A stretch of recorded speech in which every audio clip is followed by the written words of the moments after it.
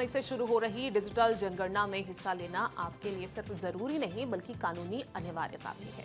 यदि कोई व्यक्ति जानकारी देने से इनकार करता है या गलत तथ्य लिखवाता है तो जनगणना अधिनियम के तहत उसे 3 साल की जेल या जुर्माना हो सकता है। पहली बार होने जा रही इस पूरी तरह पेपरलेस गणना के लिए भोपाल में अफसरों की ट्रेनिंग 16 फरवरी से शुरू होगी। भोपाल में डिप्टी कलेक्टर भुवन गुप्ता को इस महाअभियान की जिम्मेदारी सौंपी गई है। प्रगणक यानी कि सरकारी कर्मचारी जिसे कहा जाता है, मोबाइल ऐप के जरिए 3 चरणों में मकान, परिवार या व्यक्तिगत जानकारी जुटाएंगे। डेटा रियल टाइम में सुरक्षित पोर्टल्स पर अपलोड होगा। जनगणना के दौरान हर 1000 लोगों पर एक प्रगणक यानी कि सरकारी कर्मचारी तैनात रहेगा जो घर घर जाकर जानकारी जुटाएगा। 1 मई से प्रगणक पहले मकान की जानकारी दर्ज करेगा, इसके बाद परिवार से जुड़ी जानकारी ली जाएगी, आखिरी में व्यक्तिगत विवरण दर्ज होगा। इस बार जनगणना पूरी तरह डिजिटल होगी। प्रगणक मोबाइल ऐप के जरिए जानकारी दर्ज करेंगे, डेटा रियल टाइम में पोर्टल पर अपलोड होगा और प्रक्रिया लगभग पेपरलेस होगी।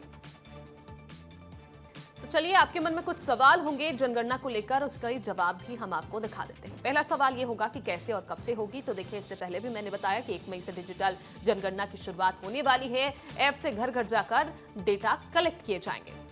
अब ये सवाल होगा आपके मन में कि कौन करेगा जनगणना। तो इसका जवाब है कि हर 1000 लोगों पर एक प्रगणक यानी कि प्रगणक यानी होता है तहसीलदार जरिए नियुक्त एक सरकारी कर्मचारी होगा जो घर घर जाएगा और इसकी जनगणना की जानकारी कलेक्ट करेगा।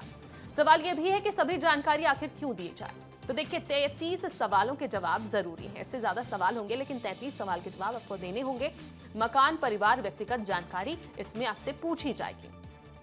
एक सवाल यह भी होगा कि कोई गलत जानकारी दे दी जाए तो फिर क्या होगा। तो देखिए, जवाब यह है कि जनगणना अधिनियम के तहत सजा का प्रावधान है। गलत जानकारी अगर आप देते हैं तो 3 साल की कैद भी हो सकती है, 1000 का जुर्माना भी लगाया जाएगा।